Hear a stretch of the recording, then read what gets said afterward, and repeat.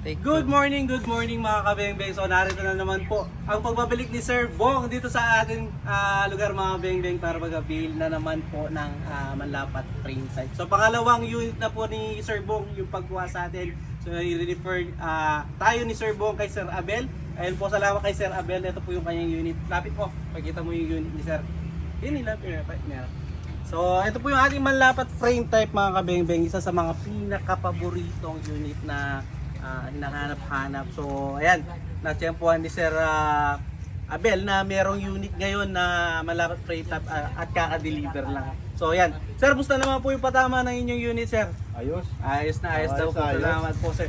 Kay Sir Bong, ito, may hawak siyang Manlapat frame type. Iuwi na siguro itong unit niya mga kabeng-beng. So big shoutout din po sa kanyang mga kasama. Ayan po.